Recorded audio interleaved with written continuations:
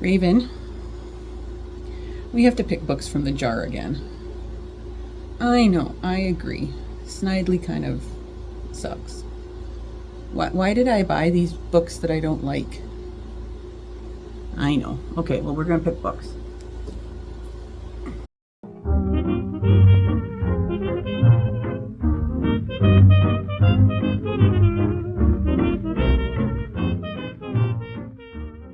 Hello, everyone. I'm back with Snidely the Jar to pick some more books for my Read It or Unhaul It challenge. So good old Snidely here. You may notice that he's lost a little bit of weight. When we were doing our book sale for the sanctuary, I went through and I got rid of a whole bunch of more books that I knew I wasn't interested in reading. So, and then I went through and I just picked them out of there. It was books that I just knew I had zero interest in, so why bother putting myself through that? Especially because I could sell them for the book sale and, all that. So Snidely lost a little bit of weight, and then I did add in a few of the new books that I had gotten over the last little while as well, so that I can potentially read those. So let's pick a fiction and a nonfiction and see what we get this time. I'm scared. Okay, Snidely, be nice to me. Stir you up so that all the books are mixed in. Okay, let's see. I got two there. What's this? Okay. This is Grain. Okay, I'll check and see what that is. And let's pick a nonfiction. Oh, that's fiction. Come on, where's the blue one? There's the blue one. This one is Homer's Odyssey. Oh, that's another cat book. Okay.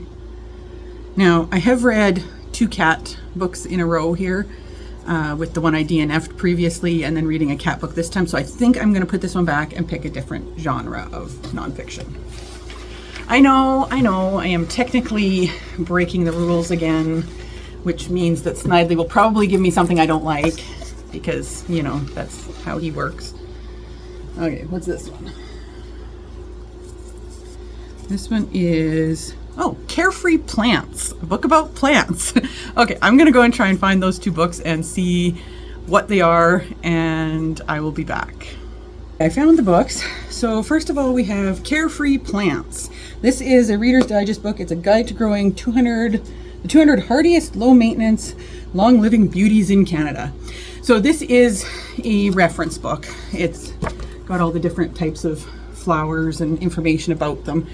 So I am going to take just a little skim through it, just because part of my challenge here is some of these reference books, deciding if I want to keep them or not. I'm sure I probably will keep this one because I love books that have pictures of flowers and that, show the different details, even though I can't grow most of them out here on the farm because of the heat and the location and the amount of crabgrass that grows out here and takes over everything. So I'll take a look through that. I will very likely pick another nonfiction book after I glance through that one. And then Grain. This is another Canadian classic one. This one is by Robert J.C. Stead. And it's the story of Gander Steak, a guy who says his life was entirely shaped by his closeness to farming and his devotion to the land. Here is a book with a true flavor of life in the West during the early years of the century, its humor as well as its sadness, portraying vividly the transition from the era of the pioneer's log shanty to the age of the family automobile.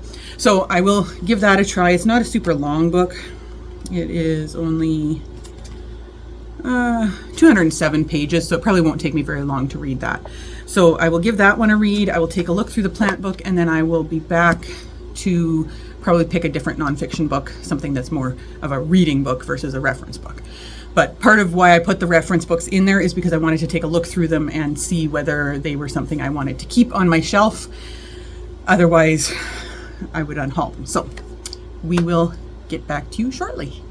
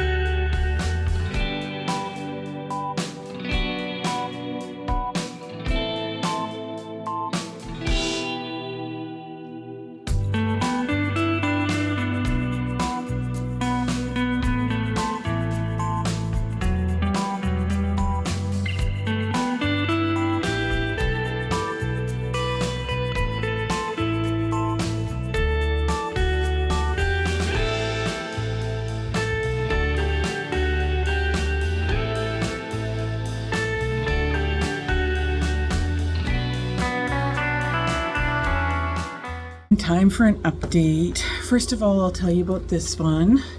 I took a quick glance through it and definitely am keeping this one. That's, like I say, before I wanted to, you know, decide with some of these reference books if I still wanted them, and that's why I have them in there. And I definitely want this one. I love the flower pictures in it. Like, I find when I'm really stressed out, these kind of books with pictures of flowers and stuff I love to page through them and just look at. I mean, I live in zone 2, so it's not like I have a lot of options for, you know, what I can plant that will live in my area. But like these are zone 7.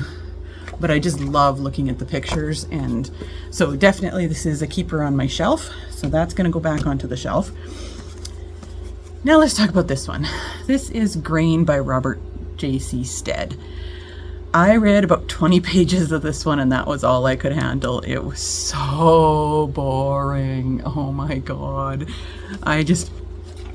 Honestly, the writing was just so boring. It was like you were not really in the character's head, for one thing. And it just, I don't know, I would read and I wouldn't really, like the style of the writing was just so choppy, and I just did not care for it, and it was just so boring. Yeah, it was just, and then I skimmed through it a little bit, like I tend to do when I find a book that I don't really feel like reading. Sometimes I'll skim through it just to see what else they talk about in there. And, you know, at one point you get to, you know, the classic older stories where there's racism, but not in a way that's, you know, talking about how bad racism is. It's more of just casual racism and things like that. And it just the whole thing was just so bloody boring. So this is definitely an unhaul for me. So that means that both the books that I picked from good old Snidely here, one was an unhaul and one is a keeping, but it's not one that I'm reading because it was a reference book. So I need to pick a new fiction and a new nonfiction. So let us see what we get this time. Hopefully Snidely gives me something better than Grain. I have no idea why I buy those kind of books. I was in a period of my life for a while there where I just wanted to, I wanted to read like all these, you know, Canadian classics and stuff like that. So I bought a whole bunch of books off of the classics shelves in the Canadiana shelf in the used bookstore, and then I ended up not reading most of them. So, all right, there's a non-fiction, so I'll keep that one out, and let's find a fiction one. That one's blue, so that's non-fiction. Ah, there's a fiction. Okay. So the next non-fiction one is A Mathematical Nature Walk. That one could be interesting. And then Cold Fire by Dean Koontz. Okay, so I will go find those two books and I'll be back. I'm back and I found the books. So the first one is Cold Fire by Dean Koontz. Now this is an older Dean Koontz one. It's written in 1991, so we'll see what I think of it, because his older books, the characters aren't quite as good as in his newer books. But this one is about a reporter named Holly Thorne, and she starts looking into a guy. He has saved the lives of 12 people in 3 months.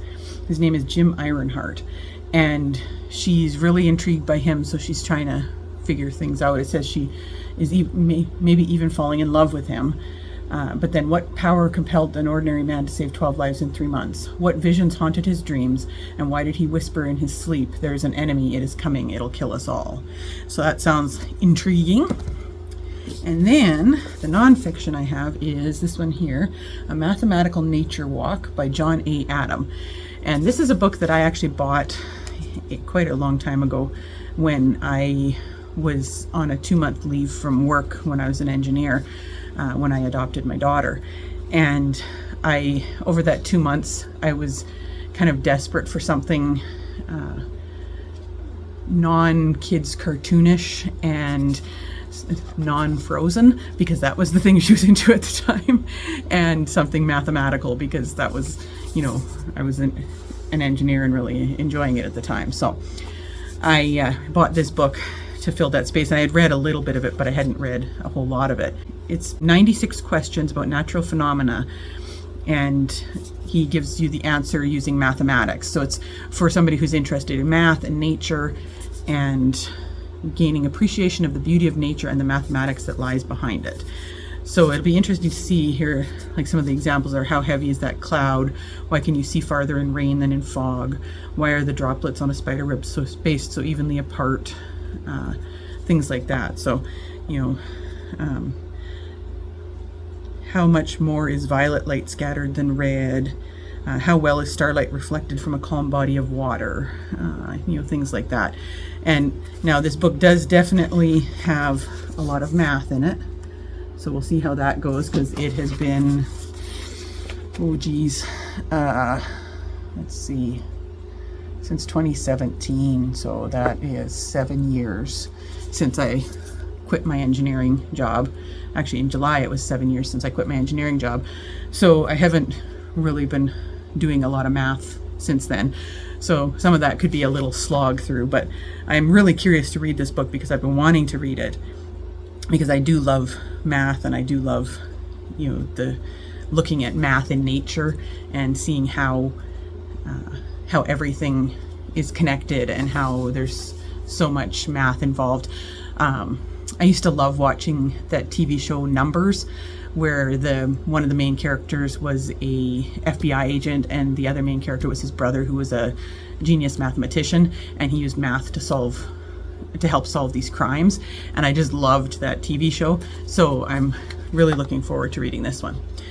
So looks like there might be 2 decent books that Snidely has given me now. So I will give these 2 a read and just hope that it's better than this one. That was so boring. So I will let you know. Time for a little quick update here.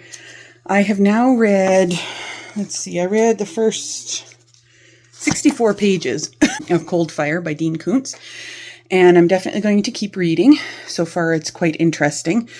The main character is a man named Jim Ironheart, and in the initial part of the book, told from his point of view, you discover that he has this, he calls it like a seizure, but it's more of like all of a sudden he gets like overtaken by this need to go somewhere and do something, and he knows that it's going to be dangerous, and he has to try and save somebody's life.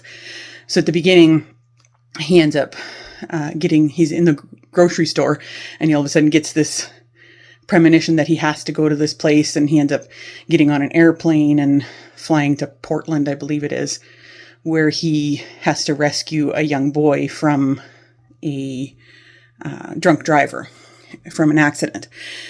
Well, there he runs across this woman who's a reporter, and her name is Holly Thorne. And she just happens to be at the school for another reason. She gives him a ride back to the airport, but can't get any information out of him as to who he is or anything other than she knows his name. But he has a really strong impact on her and she can't forget him. And then it moves on into the next part where he gets called on by this unseen force again to head out to another area and save some more lives. So that's where I'm at right now. And I'm really curious to see where it goes from here, because he is saving these people's lives by this compulsion that comes over him. But you don't really know much yet about what's behind it. So very interesting so far. I'm definitely going to keep reading that one. Then I also have gotten some ways into this one here. This is the Mathematical Nature Walk. And I am, 52 pages in. This one is slow and in parts very dull, but there's also parts of it that are interesting. So essentially he takes you through all these different issues or things that you could find in nature and takes you through the math behind them. And some of them are really, really interesting. Like when he talked about the Fibonacci sequence and the golden angle and how that affects the growth of plants and flowers and things. That part I found really, really interesting. But there's been some other parts that have been super, super dry. Like, you know, the concept itself is a little bit interesting. Like there was one about how you can tell whether a chain link fence is made out of square pieces or round pieces just by the way the sunlight reflects off of them when you drive by them. You know, which is cool to know, but I don't really need to know all the math behind it. So it is definitely my nerd book for the month. But it's a very slow read, so it's going to take me a while to get through it. I'm definitely going to keep going and try and get through it though, because I'm curious as to what other things he talks about. So that's my update for now. And I will continue reading both these books and let you guys know what I think when I get a little further. So I'm just outside filling water and scratching Jackie. Hey, Jackie. So I thought I'd update you guys on my thoughts so far on the Dean Koontz book I'm reading called Cold Fire. So hopefully the wind noise isn't too bad here, but yeah, so I got quite a bit further last night. I'd say probably 35 to 40% through it. And it's really interesting because I think what's potentially happening is like the guy is having these dreams, Jim Ironside. Ironheart. I think I had told you guys a bit about it already, but like he keeps having these nightmares and that's how he thinks that there's this enemy coming. And then he's afraid that the enemy is going to make its way from his dreams into real life. And you're learning more about him as you go as well, because his life kind of changed after a certain incident happened. And then he went and he learned how to do all this stuff. Like, he learned how to, fight and how to use guns and how to drive like he would need to if he was doing that sort of thing and everything. And then he starts saving people's lives, right? And he, in the meantime, you've also got Holly, the reporter from Portland, who is starting to track him down because she's discovered all of this stuff about him, about all the people he's saved and everything. And so she's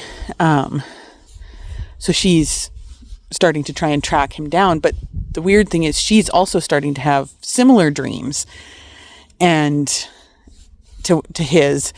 And I have a feeling there's probably going to start to be some physical manifestations of this thing that's in the dream.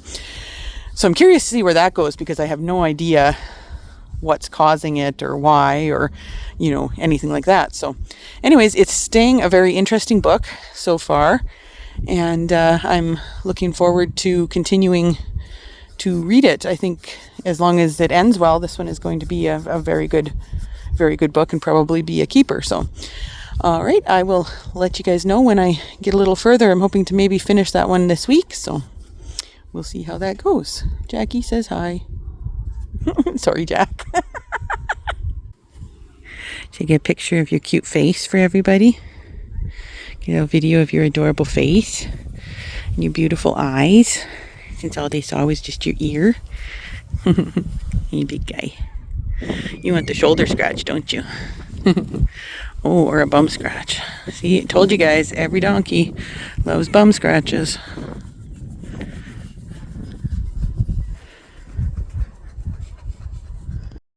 Hello everyone. It is finally time to finish up this vlog.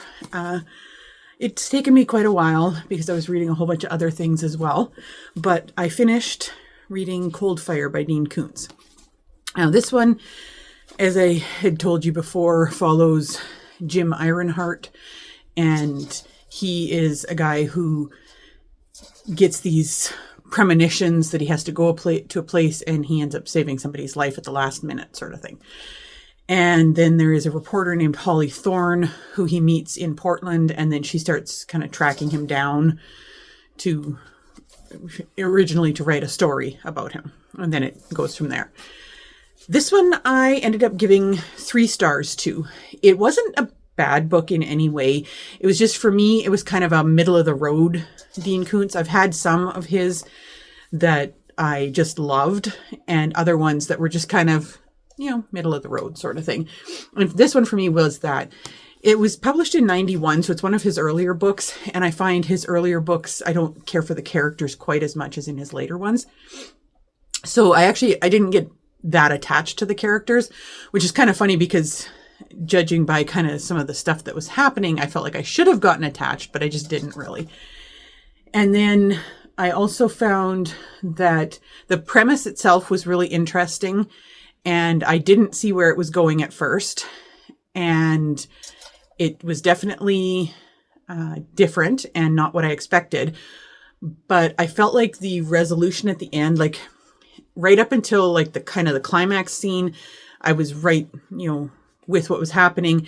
And then it was the denouement afterwards that it felt to me like it was really kind of rushed, and like there wasn't enough, what do you want to call it? Like fallout from the things that had happened. So that was kind of my other critique of it. But overall, it was a decent book. I found the premise really interesting. So that one got 3 stars. So that is going to be a keep. I'm going to keep it with the other Dean Koontz that we have. And then the other one that I was reading for this vlog was the nonfiction. That was A Mathematical Nature Walk by John A. Adam. This book, as I had told you before, is very heavy on the math.